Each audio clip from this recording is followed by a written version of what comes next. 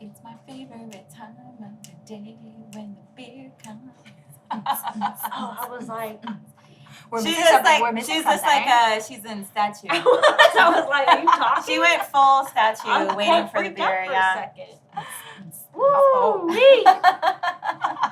This episode is brought to you by Southside Cellar. Southside Cellar. Right, ladies, a cheers. Cheers. It's a ladies' night. Ooh, I cheers and always forget to take a sip every time. You always have to Good take stuff. two because that's right off delicious. the gate there's a lot of foam. Oh, Wow. you need to talk to your bartender about that. Sweet tea would never steer me wrong. Oh, okay. Already starting off spicy. Gee, Delicious. what's up, lady? Good. Welcome to Texas. So thank you. Love it here already. Thank you for trekking all the way from New England. Mhm. That's English. That's not New England. So yeah, already right out She's the like from gate. New Hampshire. What kind of accent Yeah, what is the that? accent in New I Hampshire? don't know how I sound like, I Nice. Okay, so right out the gate. guess. Mm-hmm. Ooh. Can't Yeah, even, Let's do yeah, it. No, No, warm-up. let's do it. No, yeah. Well, I want to softballs. know what the 3 words you would use to describe yourself to someone who doesn't know you would be. Is this an interview for a Whoa, job? we Yes. talked about this, how challenging this This is is last hard. night. And after that, I'm going to ask you about a time when an opportunity. This is not an interview for a job. Unless you What are want it to your be. How did you manage a conflict? Yeah. Unless you want it to be an interview No, for no, a no, job. Do you want a job? I'm always looking to hire. Yeah. 3 words. Can you give me a minute to think about it? Absolutely. Text a friend. I don't Whatever know. you do. That's hard. Give me 1 minute. That is It's really like, hard. Drinking wine last night. Yeah. I know. I should have seen it coming. You should have. I would say, yeah, I think 3 words came to my mind. I would say love and passion are 2 words. I really want people to remember me for all the love and joy that I spread with everyone, hopefully, right? Yeah. And passion because I do want to tackle everything I do with big passion. Just go all in, like this is it, Yes. So I do feel like I pour passion into not everything, obviously, but a lot of things that I do, and I think that's what makes things fun and then meaningful. And the 3rd word, I want to say resiliency. Wow. Ooh. Because I love that word. Yeah. being a woman of color in engineering or being an immigrant myself, there are definitely a lot of challenges that are unique to those identities. And I like to think that, there are challenges all the time, everywhere. Really the point is that you go through them, you win them, sometimes maybe you won't win them, but whether you win them or not, at the end of the day, you come out a better person and stronger person. And to me, that's what resiliency means. So I'll say, those are the 3 words. I'm gonna add a couple more Yeah. because Spicy. we just met in real life. Yeah. I mean, Last night. yeah, on a deeper level, Yeah. and immediately right out the gate, your energy, your smile, your vibrancy, your freaking positivity. I'm just like, Yeah. you're like a freaking ray of sunshine. Yeah. And I was like, Firecracker. yeah. I was like, you came in with the hug. I'm like, yeah. Is this okay during the pandemic? Yes. I mean, We're vaxxed, baby. I feel like, because people say that about us, and I'm like, Oh, so you got to see what our I'm like, energy is like. I get to pass this torch a little bit. Yeah. So that's cool. Thank you. Yeah, I mean, I feel like I fit right in with I feel this like you've group, never met a so- stranger in your life. Yes, definitely. Definitely met a few, but I feel like most people, I just Yeah. like respect everyone's individuality. Yes. There's gotta be something you can learn or Yeah. like admire about each person. Everyone has their own journey. Everyone has their own story. Everyone has their own challenges, and I think it's really exciting to tap into those in that like relationship, each relationship and friendship. So. So you mentioned being a woman and a woman of color in our industry, but yet you had no issue with jumping right into, your chair of the Young Professionals Committee. What is that, like, why is that so special for you to be engaged in, especially in that way with that cohort of folks that make up our industry? Yeah. So just backtrack a little bit. I think in a lot of mid and late 20s, I figured out that I'm early 30s now. I figured out that what really drives me is people. I mean, I'm an engineer. So you would think, oh, all she does is, look at their laptops, Spreadsheets, just crunch behind the numbers, write some Bar emails. charts. Yeah. Did you say But- bar charts? Yeah. Bullet points. Yeah, yeah, PowerPoints. bullet points for days. But to me, I think I figured out in my 20s that like what really drives me is the people. Yeah. Whether it's my coworkers that I work with on teams, my clients that I have partnerships with, other fellows, other friends and colleagues in the industry where we all share the same purpose and of like doing the right thing for public health and delivering clean water. Like that people part really drives me to do what I think is best, for my career and for the industry. And places and spaces like AWA or New England Water Works, I feel like that's a community to me. And Yeah. again, like people equal to a community, Yeah. And I think when we're serving our communities with the best talents and whatever you have to offer to help your communities improve and move forward, like I get a lot of joy and just like growth out of all those. Yeah. So that's why I spend a lot of time building this community among YPs especially, which I just like love. I love meeting all these YPs. They're all so excited. They're all so excited to change the world and do Yeah. good things and like grow Yeah. in the Yes. industry.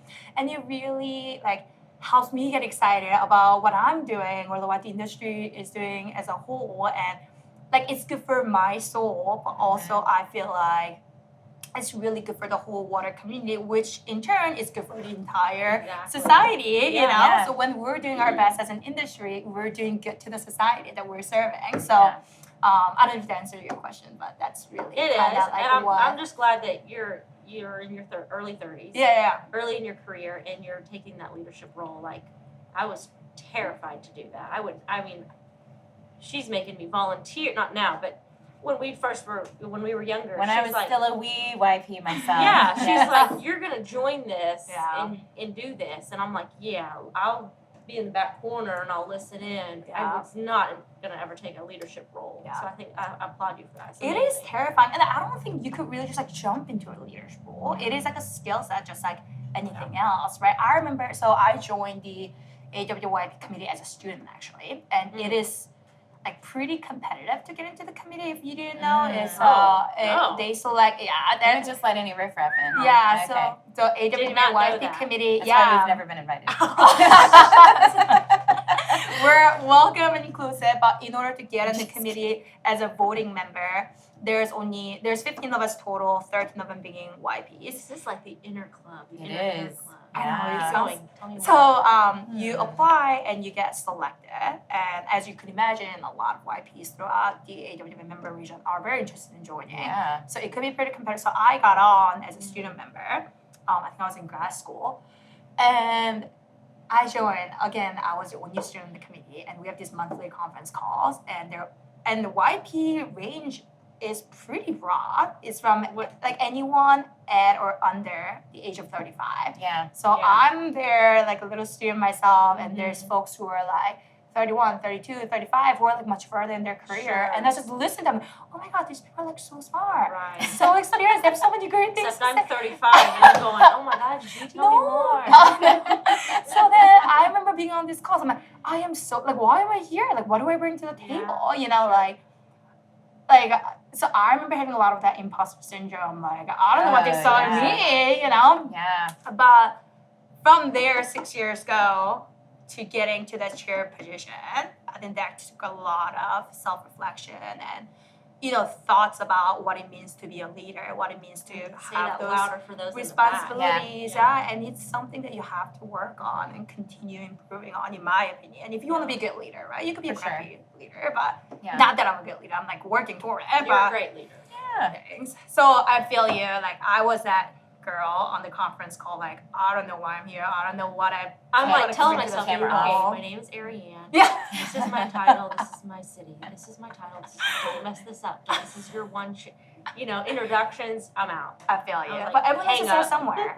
Everyone Yeah. starts somewhere. So So like those things you're talking about are some of the things that are some of the reasons why we've really honed in on the emerging leaders. And so for us, that's like, when you turn 36, they drag you and throw you off the cliff because you're no longer part of the Cold Club anymore. But So, but then I feel like there's kind of this abyss or black hole time period where, you know, there's until you really get into that formal senior leadership position, you're just kind of in no man's land. And, you know, we each both thought about our own times mid-career when those are some of the most challenging times and not really having, to your point, that community. Mm-hmm. So, like, fast forwarding, looking ahead, on your 36th birthday, Mm-hmm. what kind of support or resources or ongoing community do you hope to see in place for when that transition for yourself happens? Yeah, I think first and foremost, you know, just in context of YPs, there are spaces, right? There are spaces where this conversation could happen. There are spaces where you can mingle with other YPs who are in the similar stages of their career. I think creating those spaces for those, you know, what I call, I guess, mid-levels, you know, from 36 and above, you know, 40, 45. I think maybe starting there, just having a place where you could share your thoughts comfortably and you could be yourself and just like share the same challenges that you might be going through with others who are in the same place. So I think that's a really great start. Yeah. After that, you know, we tackle a lot of our issues through platforms like conferences, journal articles. So that's a great way to maybe have a panel, have a session that's dedicated to like what it means to be like sort of step up as a leader in that, you know, like what that next phase looks like. Exactly. Yeah. Or like time management, or like stress, like all these things that are impacting folks in their 30s and 40s who maybe they're new parents, maybe Newlyweds. Yeah, newlyweds. I think that's a difference. Hey, You know? Yeah. Or they want to take their career to the next level after spending 10, 15 years, or like they want to have a like switch in their career path. I think a lot of these laterally and they're totally forgotten about. You know? Yeah. So maybe I think a lot of these conversations need to happen at these, you know, platforms and spaces, so we could keep these people in the water industry. So not a YP summit, but an emerging leader Summit. Let's really talk just after. like happy hour. I like that idea. Yeah, just roundtables everywhere. Yeah. Lots of booze. But you mentioned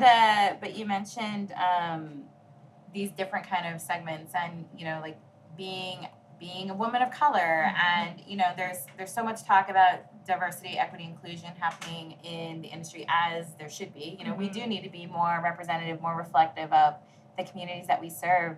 And I think one of those things is that finding tactful ways to kind of teach one another about what it's like to be in our shoes. So, like, what do you think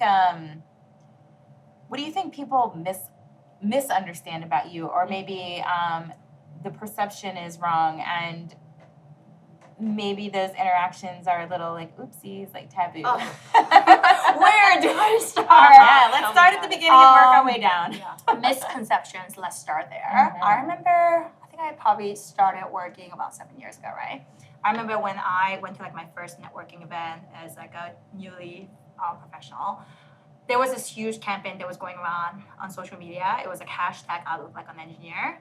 So I remember someone made me like hold this little sign that says hashtag I look like an engineer. And like I don't think I fully grasped what that meant back then.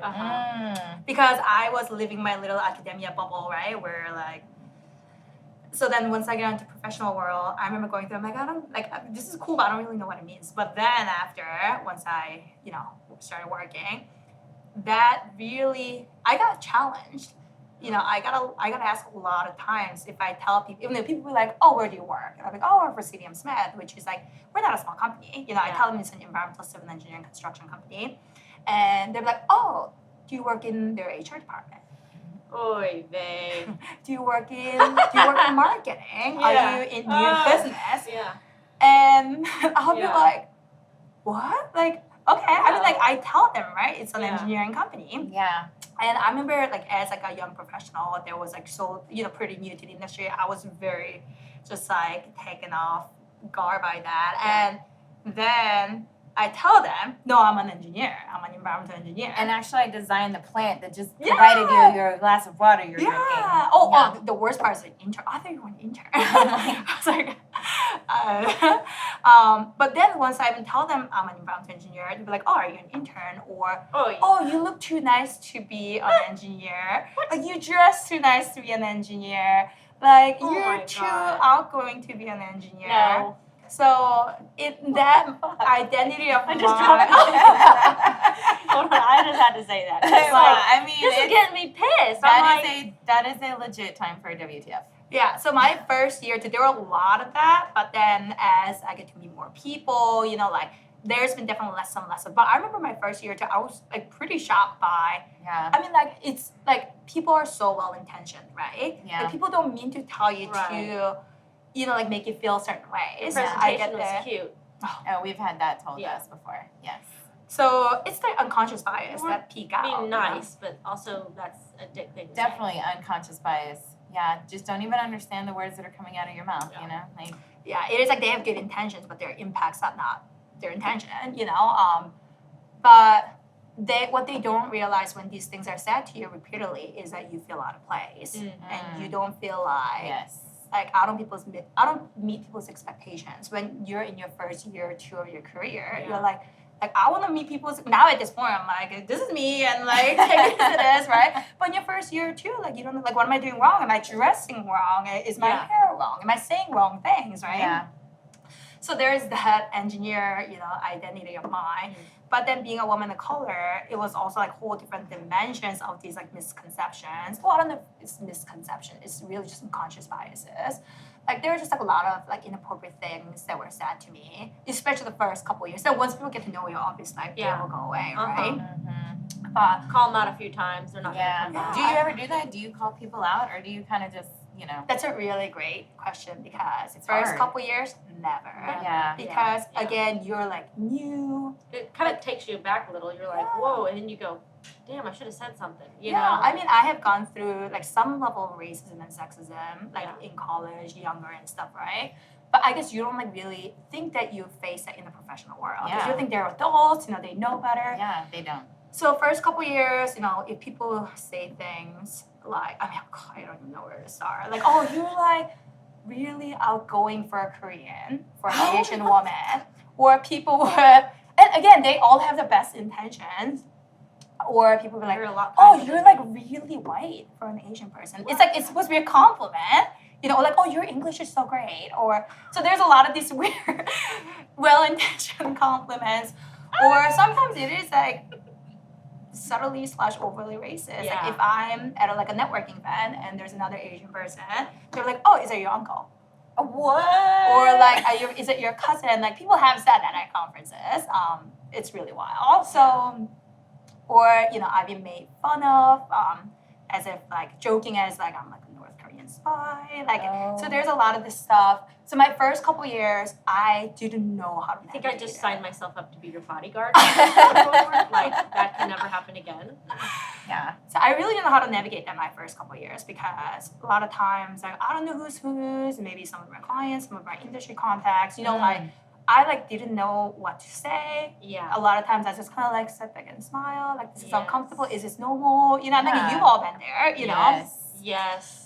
But then as I found myself a little more, I feel a little more secure and confident about like who I am as a professional, who I am as a person, and really learning that people say these things because of certain biases. Mhm. And because they're said in professional settings, it doesn't mean they're okay. Yeah. Yeah. So then even now I might not always speak up Yeah. because like I don't know that person. Do I really want to get into the conversation? You know, that's a Right. decision that I have to make Yes. every time that happens. Yeah. But when it comes to like relationships that I'm comfortable with, people I know will not then I'll like Yeah. speak up like that's kind of inappropriate, you Yeah, know, like Yeah. but again, that's still a space that I got better at Yeah. than my year or two in the industry, but I'm still navigating. Yeah. So I mean, I want to keep continuing to have that conversation because I feel like a lot of people are still navigating that. And you brought up a good point, especially when it's that the client saying it. Mhm. How do you say you're an asshole to the person that's friend? You know, like it's. I mean, you wouldn't say that. That's not the way that you would approach that. But you know, but it's just.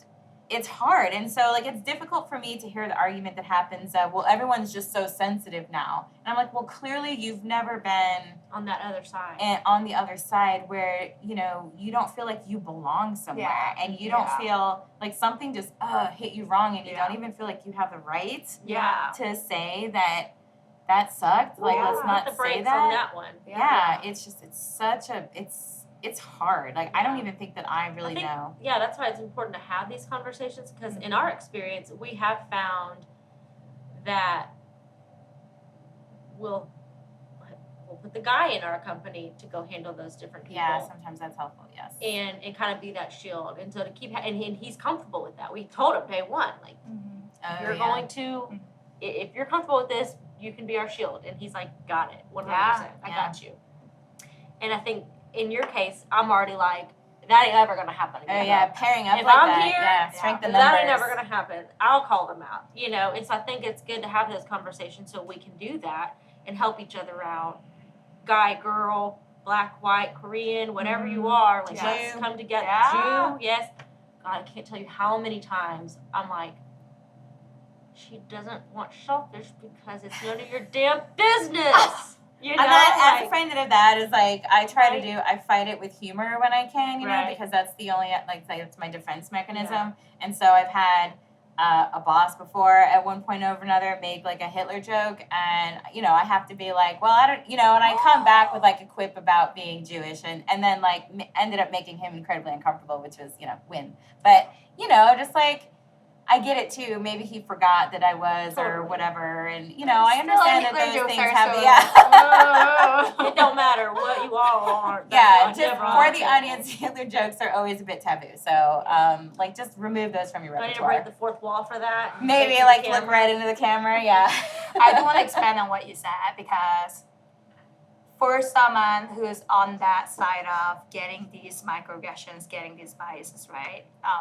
The best thing you can do as an ally is speaking up. Yeah. Because again, you're immediately put in the position where either you have to defend yourself or you suck it up and move on. Yeah. Right?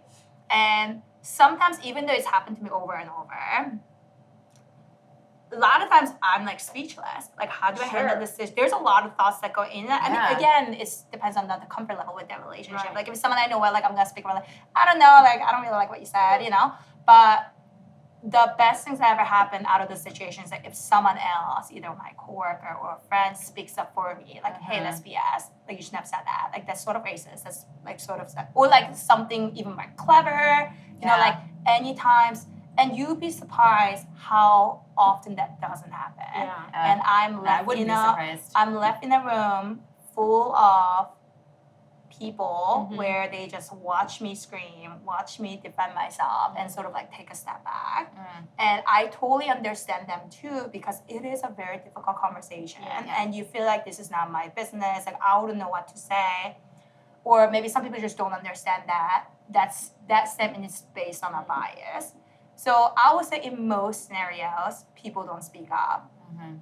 So whenever, you know, folks like you or like other people, they can identify, you know, like, no, like this is not okay, and Yeah. like say something. Also, that's like the best way to be an ally for those who are minorities in this situation. Yeah. And I think women definitely speaking up for other women is so key and so important. But also, it's so funny when all this, you know, a lot of talk about women in water and bringing more women into the sector. And, you know, or I have several men in the industry who have like apologized to me for being a guy. And I'm like, look, dude, we don't need you to apologize to us for being born the way you were. Yeah. But you and then some of them even keep themselves silent because they're like, well, the man's voice has always been, and I want to make sure the women's. Yes, I get all of that, but also you can't. Being silent is not helpful. No. You have to, from your platform, be an ally, be an advocate, bring a woman to the table, nominate a woman for something, Mentor them, advocate for them. mentor, Yeah. yes, like all of those things. Like, this is not the time to be silent. This is the time, if anything, to just say, how can I help? Mhm. What can I do? Yeah. Ask your role. But just kind of like slinking into the back or like slumping down in your seat, that's not what we need. And we don't need you to apologize for being a guy. Yeah. We're happy you're a guy. Pull up a chair. Just pull up a chair, yeah, for, you know, for a woman or for a person of color, Yeah. and just like, it's not, you're not diminishing anyone else by pulling up a seat. You're just let's make the table bigger. Yeah. You know? Yes. I have a coworker, Al, who's a white man in middle age, and he's that coworker of mine who would jump in every time something is said to me. Nice. If someone's like, I thought you were an intern. He would be like, she never even interned at our company. Like that information doesn't exist on our website. He was just like do this every time, which like shift the weights off of me, especially if it's in, like relationships like with clients or situations like that. So like that is just like so appreciated. It is like really life changing. It like really changes how you experience microaggressions, and just like people. So like you have obviously been through DEI training because you're using all of the right words. So like talk about, and I know what they are, but I know that some people may not 100% be familiar with those. So like microaggressions, I think those are a big deal, and I think those are the ones that oftentimes sneak through. So like talk a little bit about those just for the audience's sake. So microaggressions are these interactions that happen in daily life where it's not overly discriminatory, but it is subtly discriminatory because of someone's identity, right? It is as simple as someone asking me, where are you from? And I tell them, I'm from wherever. Like, no, but like, where are you actually from? Or like, no, where's your family from? Like, people don't understand that. Like, yes, it's really well intentioned. They want to know where I come from. They have pure intention of getting to know me and stuff, but they gotta understand, being an Asian American woman, I get the question all the goddamn time. Like I go to conference, I get the question like 2-3 times a day, if I'm meeting new people. And you really like enforces certain stereotypes that because you're an Asian American, how could you possibly be from here, How can right? you just live in New Hampshire? Well, I mean, admittedly, yes, it's fair because I was, born in Korea and I grew up there for a portion of my life. So it is a fair assumption, but there are plenty Asian Americans here who were born here. They're like 3rd, 4th, 5th generations here, and they get the questions, So that's or even using like a pregnant woman as an example, right? Like someone would come to me like, oh my God, you're pregnant, and start touching their belly, right? It's kind of like if you wouldn't go, so weird. You wouldn't go up to like a man. They're like, oh my God. I mean, I would walk up to Chris Evans and do that and be like, oh my gosh. Let me see those Did abs. you just get back from? Is today leg day? Yeah. So that's like, in my opinion, that's a microaggression, right? Or folks coming up and seeing like a black woman's hair and like, oh my God, your hair is so beautiful, and next they're touching it. Like, and when was the last time someone came and touch your hair? That's not normal. So that's a microaggression. I mean, hair and makeup did, and I thought it was we thought that was a little weird. So these microaggressions, again, they're not overly racist or sexist or like other types of like discriminatory adjectives, but they impact how you live your life or how you interact with the people and the society around you, because you keep being told one thing, right? And sometimes that's just not who you are, and it's not aligned with what you stand for or what you represent. So it is hard just to play devil's advocate for just a second and not to defend anything that anyone says that's racist or discriminatory in any way. But for someone like me who has been raised with brothers and career-wise all guys, it is, and in the South, and it's easy for me to play the dirty joke game, and we can just talk, and it doesn't bother me because but then there's a line. But I mean, it is weird sometimes where I'm like, wow, I just like almost pinched that guy's butt and put it right in my face.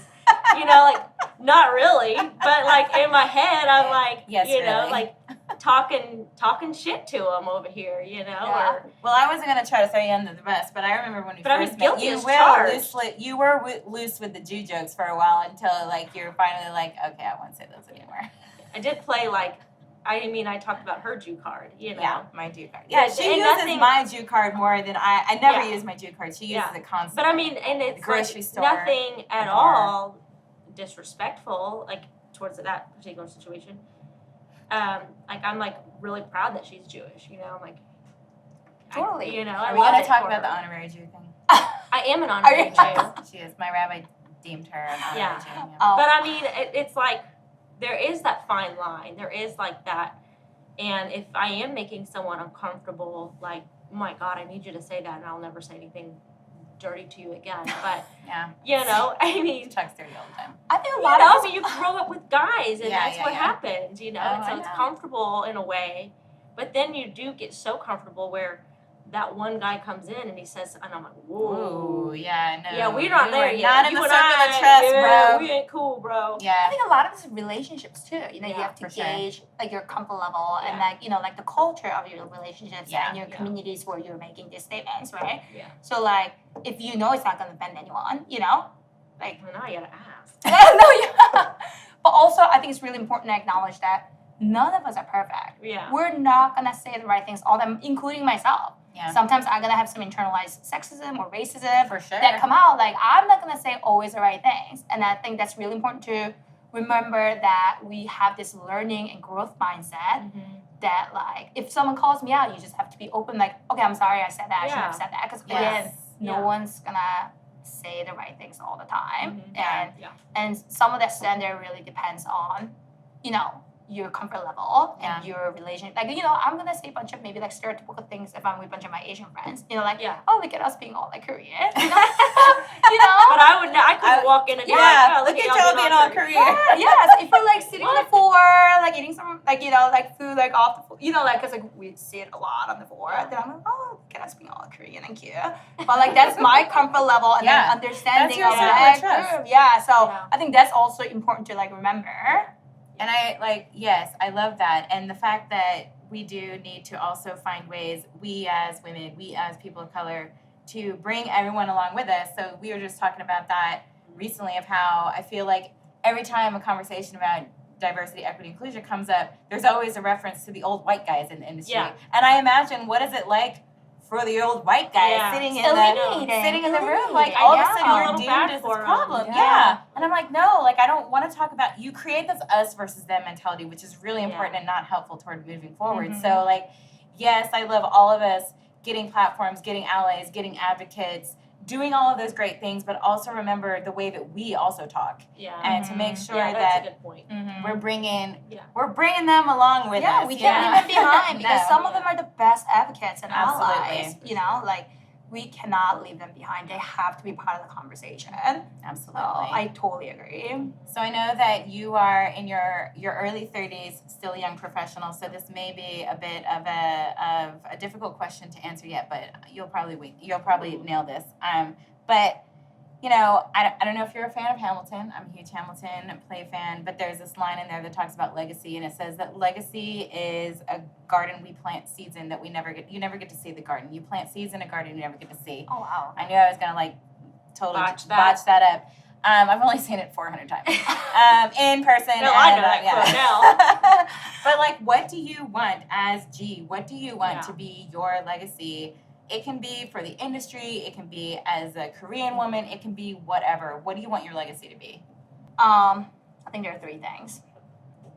First is that, well, it's tough because like, I think you could genuinely have a legacy with every single person you meet, depending on, Oh, you know, like, my God. depending Personal on your legacies. relationship. You know, again, you're gonna have a different relationship with everyone that you It's meet. very true. So from my perspective, legacy is not about what you did or your accomplishments. Mm. Again, this is my personal definition. yeah, it's your I think legacy. it's more about who I am as a Mhm. person and Yeah. how I made these people feel. Wow. Thank you for Um, saying that. That's, So to me, I mean, like to me, everything's personal. To me, it's all about people. So I think naturally, that's just what a legacy means to me.